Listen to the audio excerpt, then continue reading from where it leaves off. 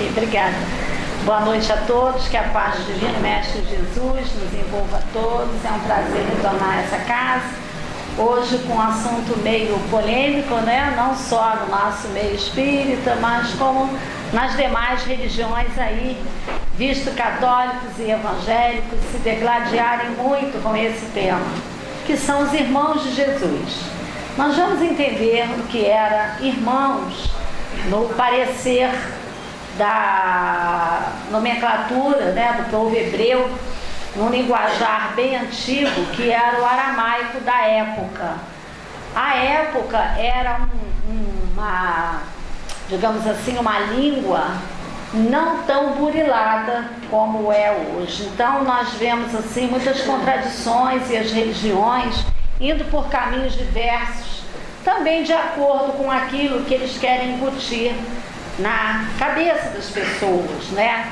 E nós visualizamos assim que para nós o Maria ser ou não virgem, continuar isso, a sexualidade de uma mulher para nós na doutrina espírita tão maravilhosa, tão assim reverenciada por Deus e escolhida, né, para, digamos assim, estar ao lado, criar e ajudar esse Salvador, que é o nosso querido Jesus, a estabelecer a sua missão entre nós, já foi maravilhoso. Então, se ela foi escolhida por Deus na anunciação pelo anjo Gabriel, é porque ela era aquela criatura, espírito já preparado para recebê-lo. Então, para nós espíritas, não importa a vida que ela teve com José, se teve outros filhos ou não, isso não é importante. Fica para nós a sua grandiosidade como espírito que abraçou aquela missão, e qual de nós, ao anunciar que ela, menina ainda, nos seus idos lá de 13, 14 anos, que ela daria luz ao Salvador, e ela disse: como? Se não conheço um homem. E ficou assim entregue e disse: que seja feita a vontade de Deus. Quem de nós aceitaria tamanha missão se já não tivesse no seu bojo espiritual aquela assertiva de que tudo aquilo já tinha sido planejado? Então fica para nós esse introito, e nós vamos só ler o dito evangelho para que nós possamos começar pelo final, pelo Cristo em colocação com aqueles que o questionaram. Está no Evangelho.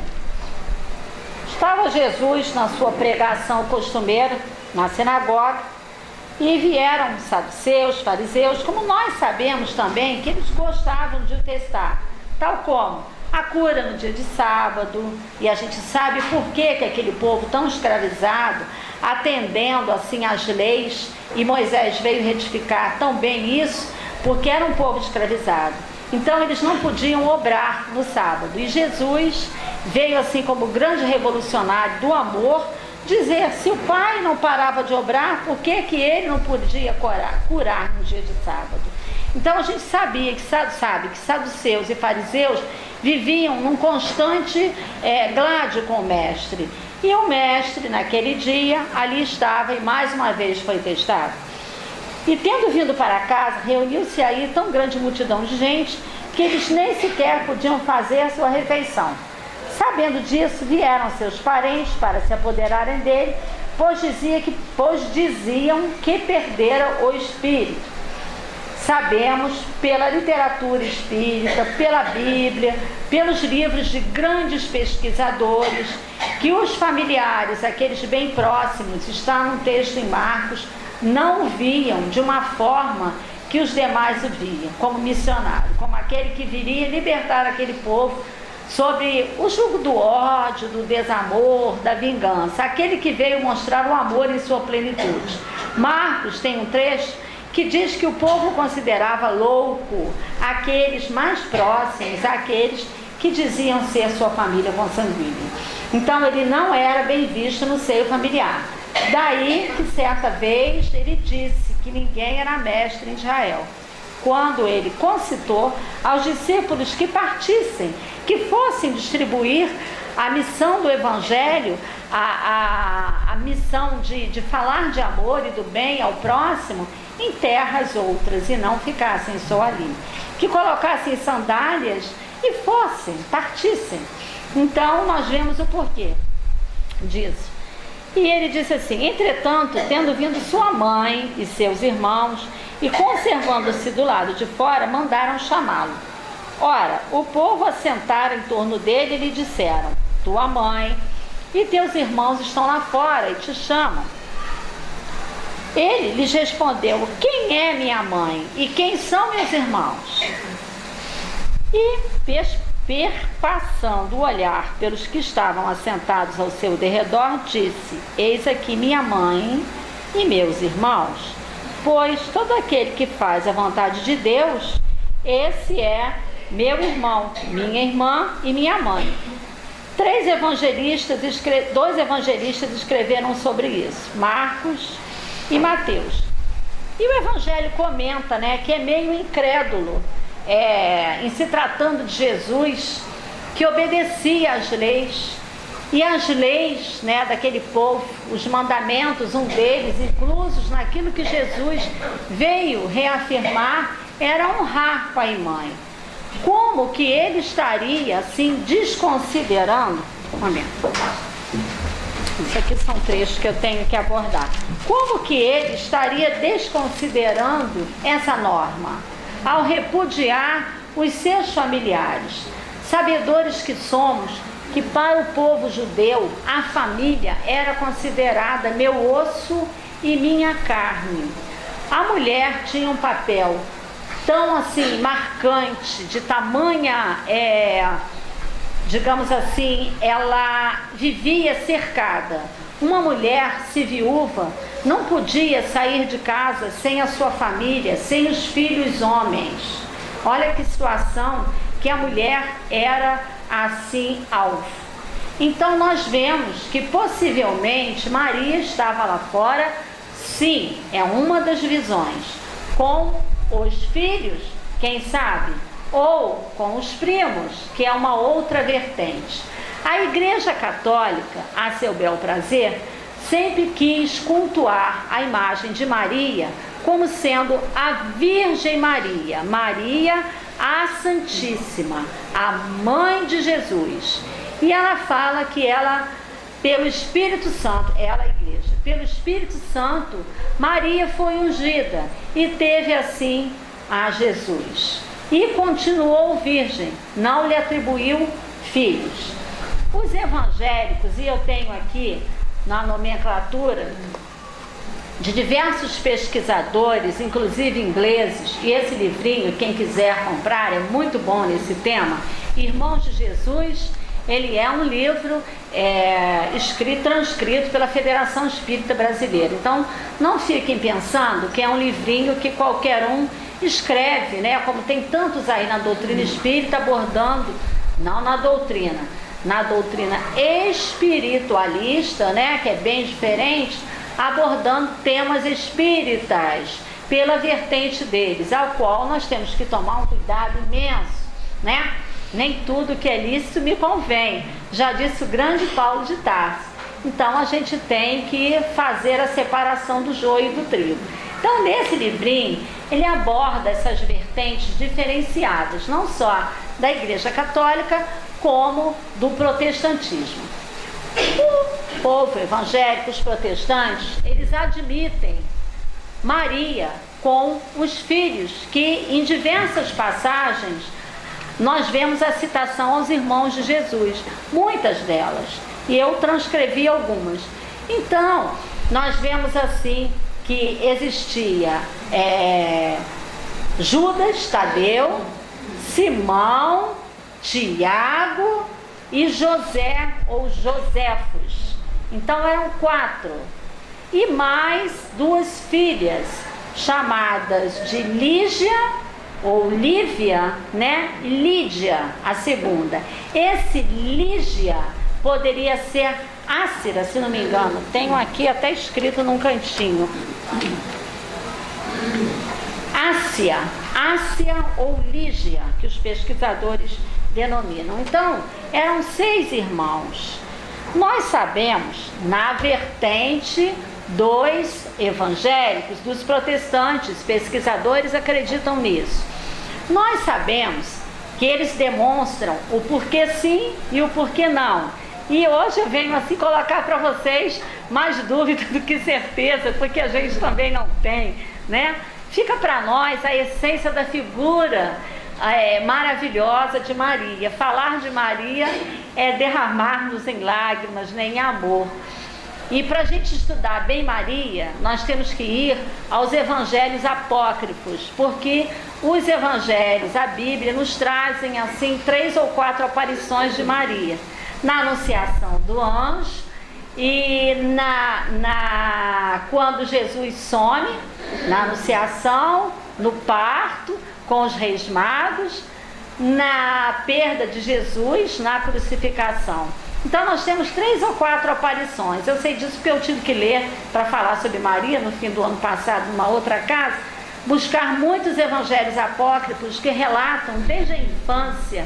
É linda a vida de Maria, desde a infância, como que ela aconteceu, como que ela conviveu com os pais já idosos, como foi a anunciação do seu nascimento, também por pais idosos, como que ela foi para um retiro espiritual, para ser, segundo eles, aquela missionária que eles queriam, uma criatura diferenciada, e foi por isso que Deus a escolheu. Então não seria por acaso que qualquer uma daria luz a Jesus, fosse de que forma fosse, não importa se foi realmente pelo poder do Espírito Santo, que a gente sabe que é a figura, né, de um Espírito, de um Deus, fazendo com que aquele Espírito ali estivesse junto a ela, ou se foi pelas vias normais de um parto normal que todas nós mulheres tivemos oportunidade de ter. Não importa isso para nós. Então Maria foi aquela criatura diferenciada. E os protestantes acham que a igreja protegeu a figura feminina por causa da virgindade. Eles defendem a Maria com os filhos. Eles acreditam assim, vamos falar na vertente do povo protestante, que Maria realmente teve sobre si aquela iniciação pelo Espírito Santo, né, que a gente sabe que é um fenômeno, que Jesus apareceu ali do lado dela, que a gente sabe que corporificaram, digamos assim, Jesus, mas é outra vertente dentro do meio espírita que a gente também não quer briga com isso. É o corpo fluídico de Jesus e o corpo material. Também não importa para nós. O que importa é tudo que ele nos deixou. É segui-lo em amor e verdade, como ele nos ensinou. O que era, de que maneira ela era feita, para nós também não importa. Se ele foi um bebê normal, se fez o pipi, as coisinhas certas como qualquer bebê, né? A gente não sabe. Que ele fez a circuncisão no templo, nós sabemos. Que Maria, isso está no Evangelho. Então, nós sabemos que ele foi, como ele mesmo disse, ele não veio derrogar as leis que Moisés estabeleceu, ele veio dar cumprimento a elas. E é nisso que a gente tem que se ater. Então, os evangélicos acreditam que ela realmente teve, assim, um Jesus diferenciado, de uma forma diferenciada, mas que depois ela conheceu um homem, que foi José, que era bem mais idoso que ela. Ele já era um senhor viúvo. Quando ela lhe foi apresentada, ele usava um cajado, e ela era uma menininha dos seus 12, 13 anos, ela tinha acabado de se formar, a sua menstruação tinha vindo pela primeira vez, relatam esses evangelhos apócrifos. Então ela era aquela menina pura, e ela acatou o que o anjo Gabriel deu a ela como missão. Então, os protestantes dizem que a partir daí ela conheceu realmente José como homem. E ele veio a falecer logo após Jesus nascer, chegar a esse mundo nosso. Os católicos defendem a unção, né, a chegada do Jesus por obra e graça do Divino Espírito Santo, e que ela deu à luz, mas que ela continuou virgem, e que esses, digamos, irmãos de Jesus nada mais eram do que parentes. E aí os pesquisadores demonstram que teríamos que falar, ler muita coisa. Inúmeras passagens que é citado irmão, como irmão, e eles dão a palavra em grego. Deixa eu ver aqui. Isso é todo um estudo sobre os irmãos de Jesus de um grande teólogo, muito interessante. E eu tenho isso guardadinho. Então ele disse assim, no linguajar grego, não sei se a pronúncia é essa, viu gente? A gente, grego, né, que é complicado. Adelphos, usada 343 vezes para designar pessoas que têm em comum pai e mãe, ou apenas pai e mãe. Indicar pessoas que tenham um ancestral, ou membros da mesma religião. Com essa palavra são nomeados os irmãos de Jesus. Está em Mateus e Marcos, e Paulo está em João. Paulo também escreveu em Gálatas, em Coríntios e bababá. Então, nós vemos que inúmeras vezes foi colocado a palavra que é retirada do grego como sendo irmãos. Porque esse pesquisador, é complexo isso, né, gente? Mas a gente tem que falar para entender isso tudo, para que a gente fique para nós, pelo menos, quem sou eu para explicar, viu, gente? Porque eu também sou cheia de dúvidas. Mas que fique para nós um entendimento dessas duas correntes, dessas duas vertentes. E que nós saibamos tirar sempre o melhor de tudo. Entender, ler tudo e aceitar aquilo que nos convém e que a nossa doutrina nos certifica que seja para nós aquilo que nós temos que seguir. Esse pesquisador diz mais, esse grande teólogo, que quando o evangelho e os evangelistas, né, se referem a irmão, é irmão. Ou seja, Marta, Maria e Lázaro. Aqueles três irmãos que Jesus ressuscita, né, no entender do evangelho, que a gente sabe que ele não ressuscitou, né? Lázaro possivelmente tinha uma doença e ele pôde assim trazê-lo novamente, derramou o fluido maior sobre ele e ele voltou à vida.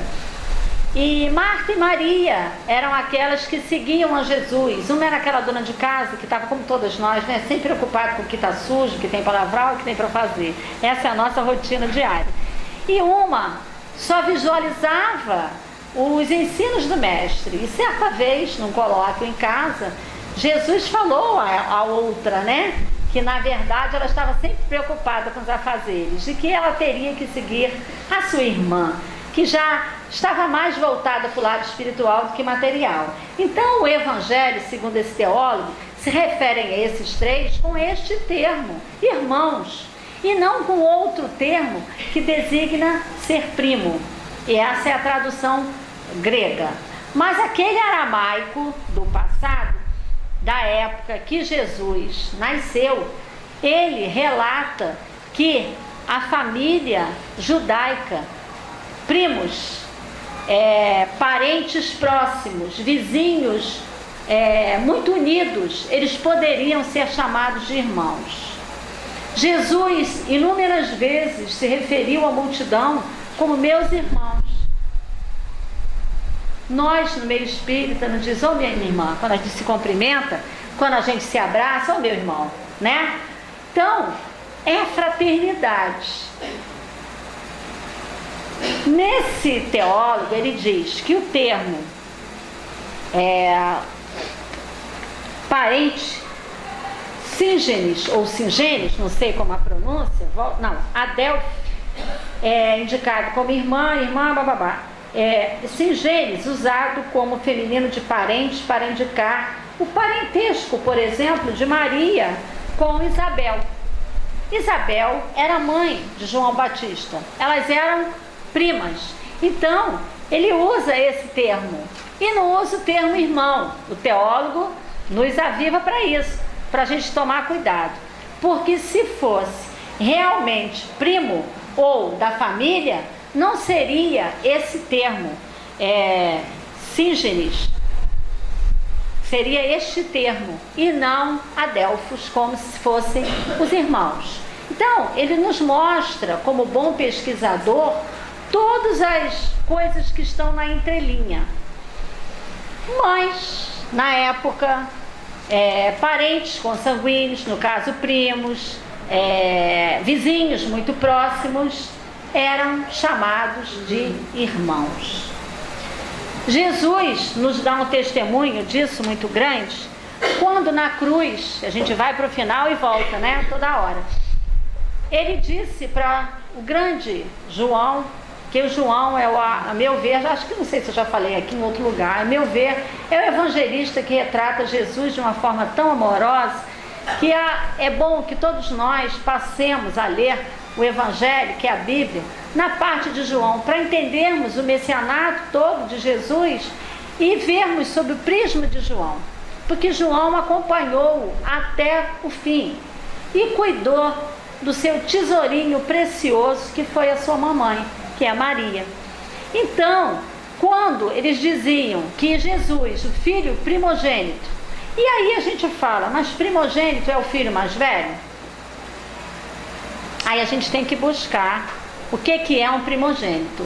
Primogênito não é só o filho mais velho, é o primeiro filho gerado. Você pode ser um filho único e ser primogênito, ou pode ser o primeiro de 5 e ser o primogênito. Então, quer dizer, são as pegadinhas que a gente vive se defrontando com o Evangelho, para que a gente entenda. Inúmeras vezes nos dizem as passagens evangélicas, Jesus, o primogênito, mas os historiadores também dizem que filho primogênito é o primeiro filho gerado, e não o primeiro dos que foram gerados. Então, pode ser o primeiro, sendo ele único, ou sendo ele um de 5, um de 6. Então, nós temos que atentar para isso. Nós temos inúmeros erros assim de tradução, que nos coloca, por exemplo, está assim, pai de José, Mateus, pai de José, que era Jacó. Mateus e Marcos, está em Marcos, pai de José, que era Eli. Olha só, pai de José, o pai de Jesus, o carpinteiro. Então, no Evangelho de Mateus está que era Jacó, no de Marcos está que era Eli. Então a gente vê que uma tradução, a gente não conversa assim, a gente não fala vulgarmente, quem conta um ponto, aumenta um ponto. Então a gente sabe que o primeiro Evangelho só foi escrito quase 100 anos depois de tudo ter acontecido com Cristo.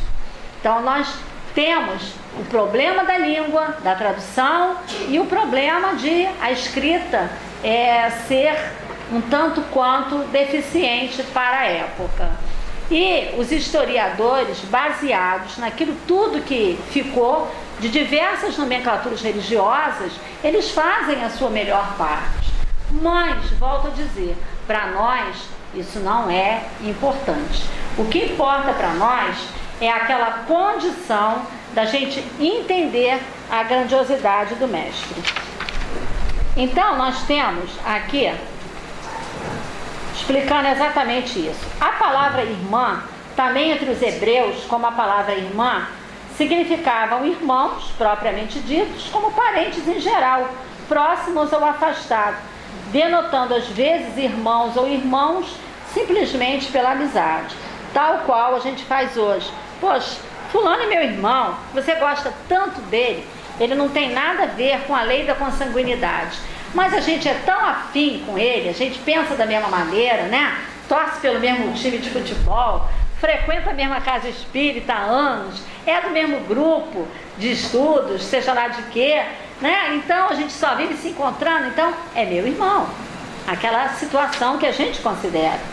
Então tem assim, no livro de Tobias, que também é um evangelho apócrifo, considerado pela Igreja Protestante no seu capítulo 8º e versículo 9, vemos Tobias chamando Sara, sua noiva e parenta muito afastada, pelo nome de irmã. Tá? E agora, Senhor, tenho dito, tu sabes que não é para satisfazer o meu apetite que eu a tomo como por mulher, a minha irmã, quer dizer, a sua noiva, olha que confusão, mas só por amor dos filhos, pelos quais o teu nome seja bendito pelo século dos séculos. Isso está em Gênesis, em Levíticos, em Deuteronômios e por aí vai, que são os livros do Velho Testamento. São os 5 livros do Pentateuco, do anterior à vinda do Cristo, do Velho Testamento. Então, nós vemos que já era comum a linguagem antiga.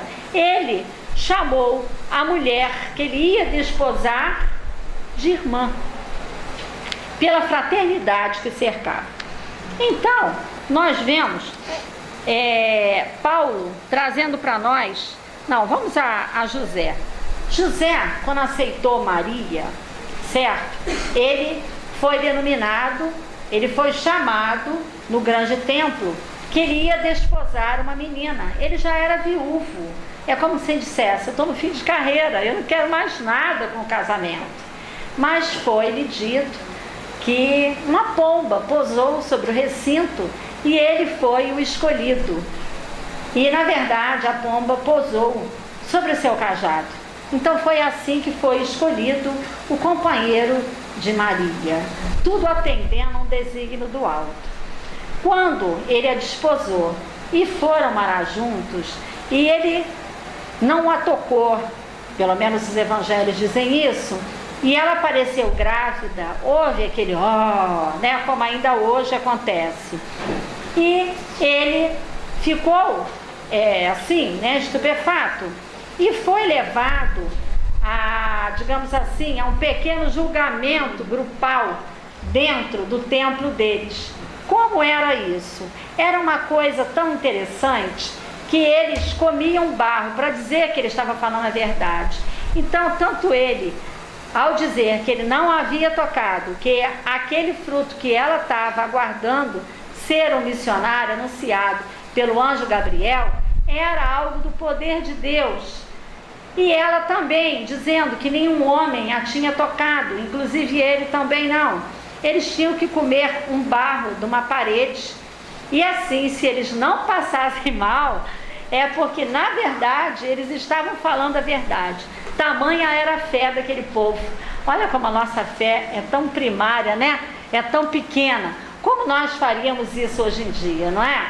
Até os discípulos do Cristo, quando ele disse: vem, segue-me, não tragas ouro, não tragas nada, vem, calça tuas sandálias e vem. Qual de nós faria isso? Abandonaria a família, abandonaria tudo e seguiria o mestre.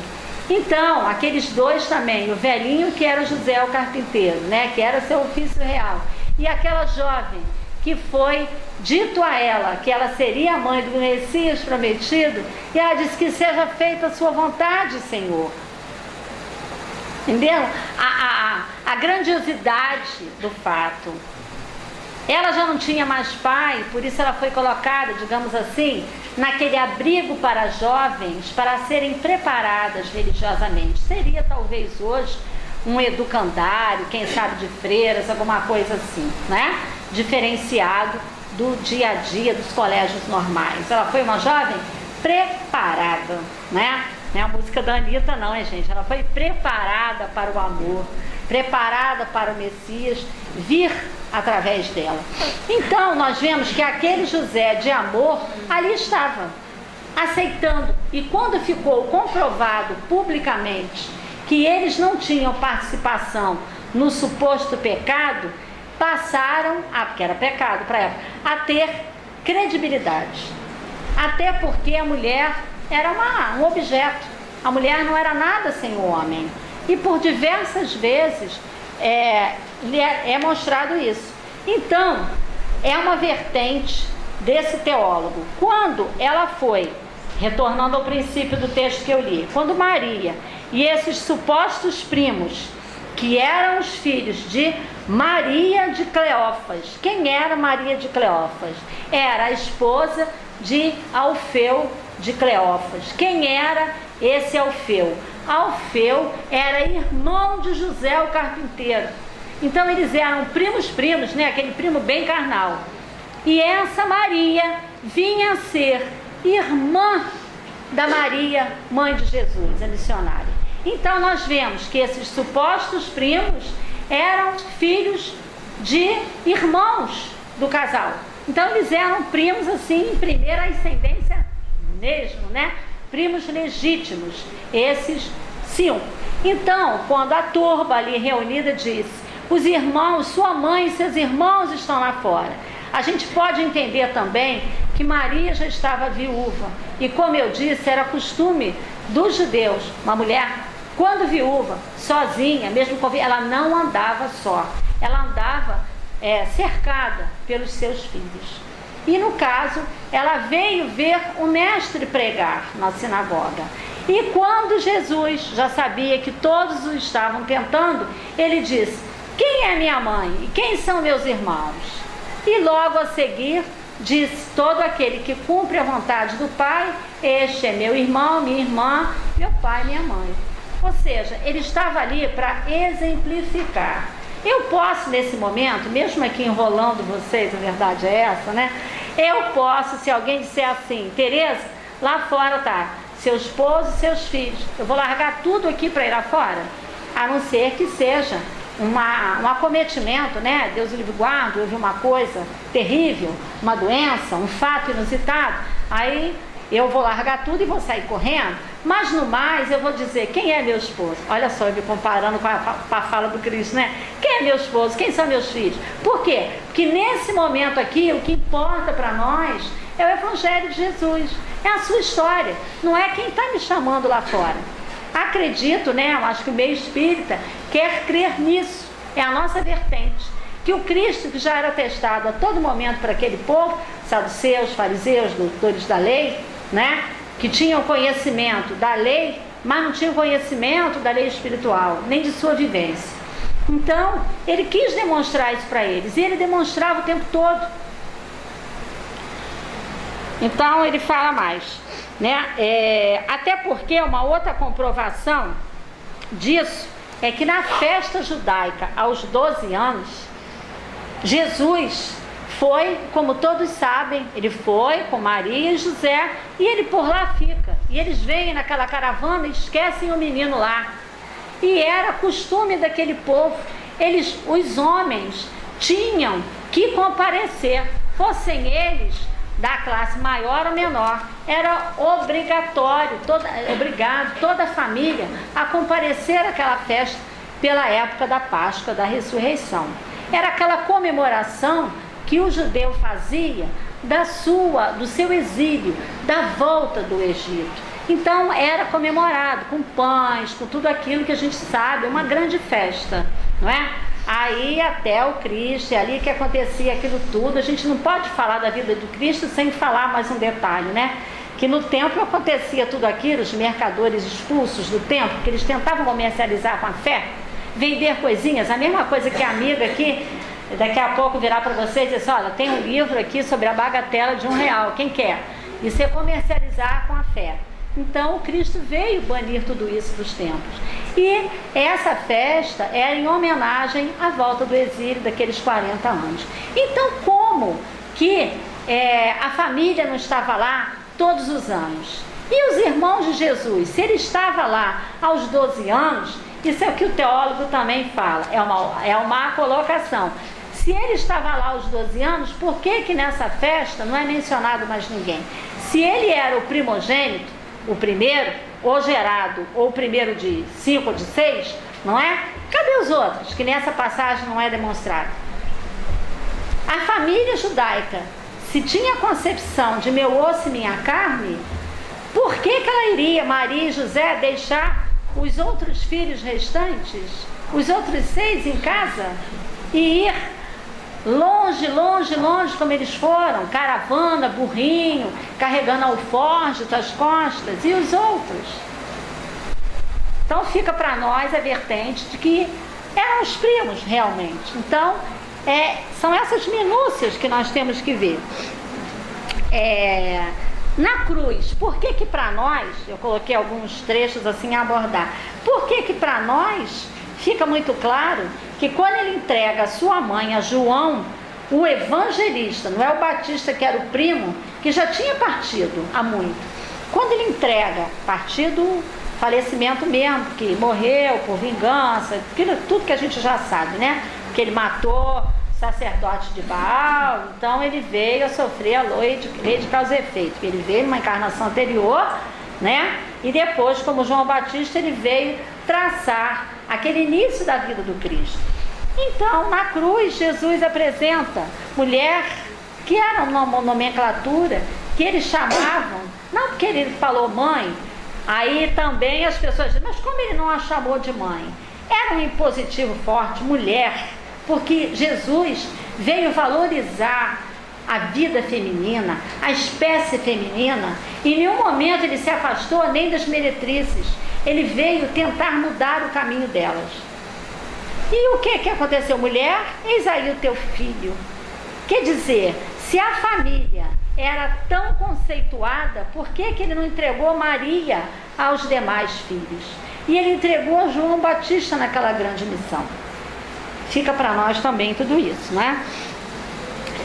E disse assim, Jesus afirmou, qualquer um que fizer a vontade do meu Pai, que está nos céus, este é meu irmão, minha irmã, minha mãe. Quer dizer, está em Mateus. Então fica para nós isso.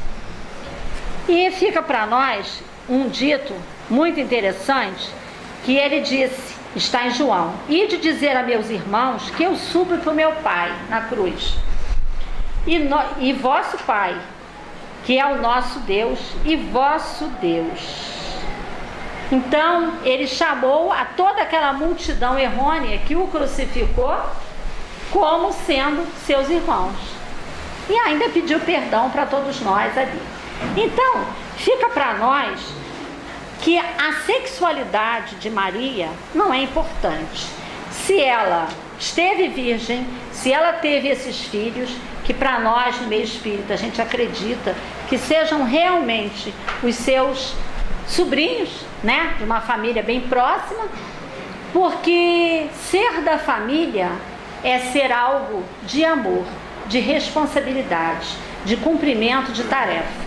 Tem um conto muito interessante de Richard Simonetti, que uma serviçal, uma senhora trabalhava na casa, e para qualquer situação que ela agradava aos patrões e aos filhos a quem ela criou, ele dizia, fulaninha, não me recordo o nome agora, que é tanta coisa que a gente fala, né? Fulaninha é da família, né? Vamos supor, Maria, né? Tema falado, é da família. A família é da família. Qualquer coisa que ela falava, se elogiava sua comida, sua atitude para com os filhos, é da família. Mas aí, quando fulaninha precisou da assistência daquela família, depois de mais de 20 anos de dedicação, ficou doente, eles disseram que não tinha espaço naquela casa para a amiga, porque eles a colocaram num lugar de repouso, porque ali, na família, não havia lugar para ela. Vamos frisar a palavra família. Então, família, gente, não é um espaço físico. Família não é estar junto nas comemorações, nos churrascos semanais. Família é muito maior que isso. Família é a agregação de alma a alma, de espírito a espírito, consolidando as nossas diferenças, as nossas divergências, tentando minorar os nossos problemas, para que um dia, como nos disse a nossa querida Meimei, juntando-nos aos diferentes, nós possamos ser todos iguais. Então, é nesse pequeno núcleo familiar que a gente lá fora vai estar mais robustecido e fortalecido para realmente lidarmos com os problemas diversos. Tudo começa na família. É a lei de sociedade impressa num núcleo bem pequeno, que é a família. Então, Jesus nos colocou isso. Quem é minha mãe? Quem são meus irmãos? Porque para nós espíritas atendemos muito bem a parentela corporal e a parentela espiritual, que às vezes é diferente. A parentela corporal é da lei da consanguinidade, onde muitas vezes são recebidos em nossos lares, como nos diz Emmanuel, aquele filho problema, aquele pai ou aquela mãe difícil. E eles estão junto a nós, né, nos lares onde existem os problemas, como mais alto encontro marcado entre nós e a espiritualidade superior. Então, na parentela espiritual é diferente. São pessoas afins que não precisam ter os laços do sangue. são pessoas que falam a mesma língua, são pessoas que se afinizam nas suas divergências, amam, pedem perdão, consolidam suas diversidades. Então, o Cristo veio nesse pequeno ensino sobre essa família que a gente conheceu hoje, né? Primos ou irmãos, que para nós não importa, nos mostrar a grandiosidade daquele momento que ele estava tentando demonstrar. Se ele estava falando, pregando, falando de amor e de evangelho, se ele parasse para atender a sua mãe e seus primos lá fora, eles já iam ter um grande motivo de falar da lei maior, que ele deu prioridade à sua família. Então, o que ele estava falando não tinha esse mérito, essa razão de ser. Então, os testes que Jesus sofreu foram inúmeros. Então, no entender dos teólogos, nós temos... Está na hora, amiga? Não? Não? Posso continuar? Faltam 10 minutos. Não, tem que saber, né? Porque senão a gente fica aqui a noite toda. Então, nós vemos que nesse grande entendimento, nós temos isso, né? Ele falava inúmeras vezes, né? Veja bem, se Maria fosse realmente a mãe deles, não importa, que Maria esteve o tempo todo junto àquelas outras Marias. Por isso, as 3 Marias na crucificação: a Maria mãe, que foi entregue a João, a Maria essa de Cleófas, né? Que sendo a irmã da Maria, e Maria de Magdala, a grande Madalena, né? Que foi aquela mulher, aquela perfumista que Jesus tirou do erro e trouxe-a para a realidade do Espírito, e que também foi integrar a comitiva de Jesus, que é a coisa mais linda num evangelho da própria Maria de Magdala, ela retratar como era aquele grupo fraterno. Tal qual a companheira veio concitar aqui os trabalhadores para a grande reunião, para as grandes tarefas dessa casa linda e maravilhosa. Então, eles viviam no núcleo.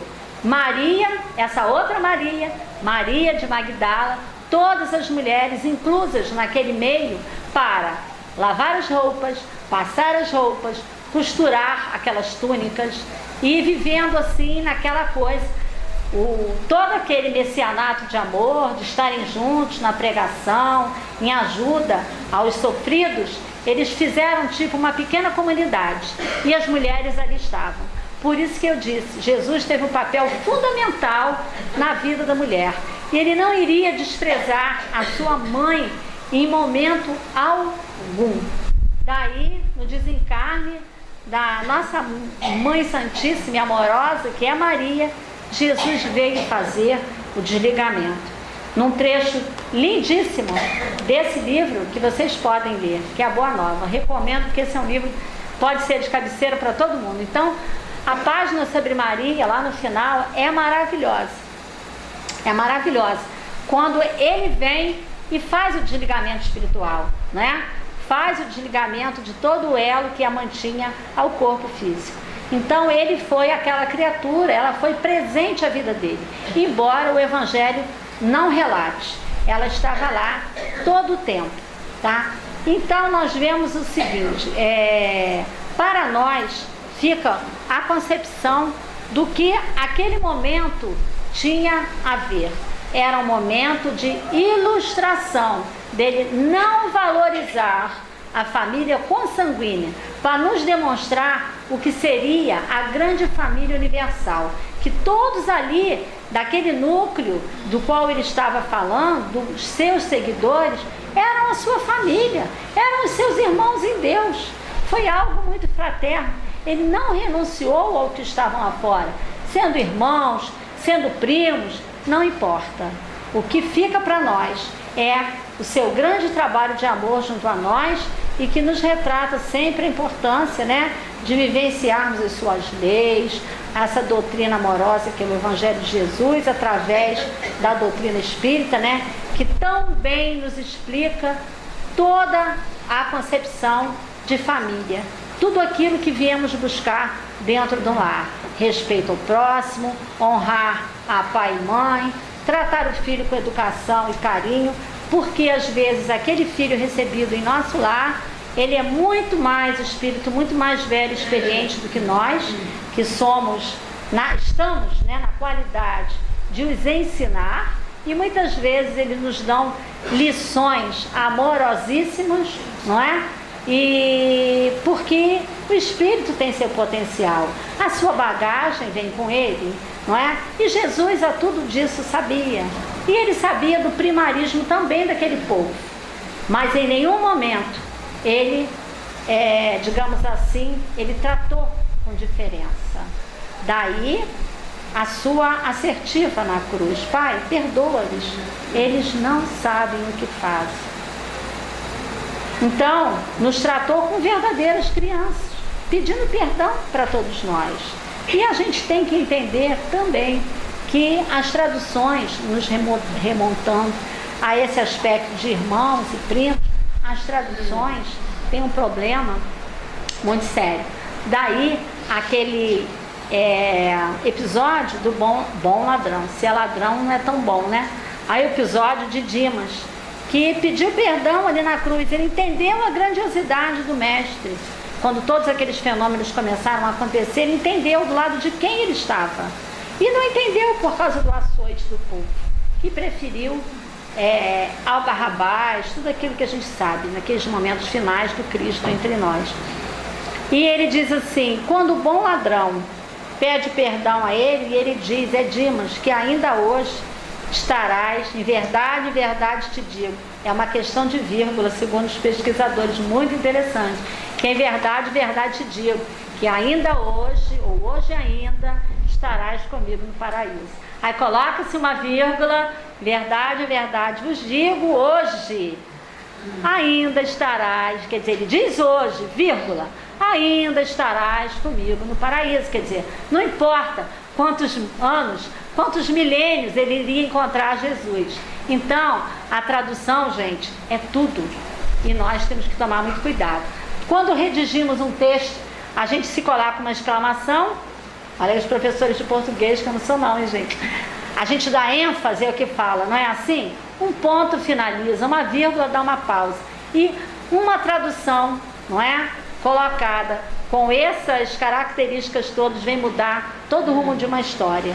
Então, quando vocês ouvirem os nossos irmãos evangélicos citando Maria, até com certo, digamos assim, desrespeito, talvez seja a palavra pesada, não me ocorre o outro agora, a gente deva afirmar a questão da tradução, a questão da parentela, como a gente tem que estudar, quem eram realmente as pessoas mais próximas, quantas vezes Jesus se refere à multidão como irmãos, quantas vezes Jesus se refere a todos como irmão, João como irmão. Então todos os discípulos 12 eram irmãos. Então a gente tem que entender tudo isso. Então fica para nós a defesa de Maria, de sua grandiosidade.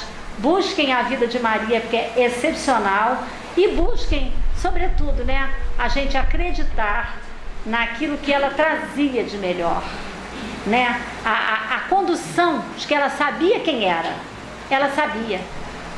Lembrei, olha que coisa interessante, que ela tanto sabia, porque quando eles foram fazer a circuncisão, que nada mais é do que um costume judeu, a criança com dias de nascido, né, fazer aquela película, tirar a película do pênis, né, que em algumas situações a gente tem que fazer dos filhinhos homens quando nascem, né, e tudo, que tem mais, assim, numa situação mais agarradinha. Isso já é um costume do judeu. Lá aparece Simeão no pátio e diz que a partir daquele momento vai cumprimentar Maria e José, e vai, abraça o menino, pega o menino ao colo e diz que ele já pode partir, ou seja, ele pode morrer, porque naquele dia ele encontrou o Salvador. Então, Maria sabia da sua grandiosidade. Quando aos 12 anos, ela sabe que ele está lá no templo, e ela busca e o vê conversando com os doutores da lei, dialogando. Ele não tinha estudo para isso, e dialogando em outro idioma, que não era o aramaico. Muito interessante isso. Quando ele fez o primeiro prodígio, que era transformar fluidicamente aquela água das bodas de Caná em vinho, e ele botou tonéis e tonéis de água transformada em vinho, e ela diz para ele que ele tem que fazer tudo aquilo. Faça-o já. Foi chamar o seu filho. E aí a gente pensa também, e os outros considerados irmãos? Estavam lá, não é? Mas eles não são mencionados nessa festa. Só a Jesus. E ela chama ele e diz, faz o que tens que fazer. Quer dizer, ela sabia da sua missão desde sempre. Então ela sabia que ela ia dar à luz a uma criatura especial. Faz o que tens que fazer. E ele diz para ela, mulher, ainda não chegou a minha hora. Porque ele sabia que tinha um tempo para começar a operar a grandiosidade de nos mostrar o Evangelho. Mas aí ele atende com amor e faz. E transforma a água em vinho. Então ela sabia, todo o tempo, quem era ele. E o acompanhou até a cruz. E foi seguindo a João. Lá na casinha de Éfesos, lá em cima, que essa casinha existe, teve até um documentário, e vocês procurem na internet, está lá a casinha, a qual ela viveu anos e anos, embalada pela imagem do seu filho querido. Quando os leprosos a procuravam, é dela essa frase, isso também passa. Então, fica para nós que na vida, quando passamos algo ruim, isso também passa. É termos fé, é termos esperança na continuidade do amanhã, que o amanhã sempre será melhor se conseguirmos vislumbrar tudo isso com muita fé, com muito amor, sabedores de que tudo que temos que trilhar, estamos atendendo a leis maiores. Não nos vamos revoltar, porque certamente com muito amor, como disse Maria, tudo passa. Obrigada, amigos e irmãos. Espero que a gente possa defender, estar na corrente como espírito do meio.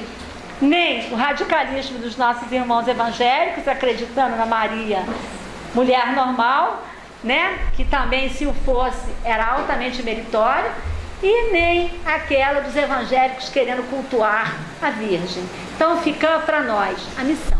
Estamos no meio, amiga? Que Jesus nos envolva. Obrigada.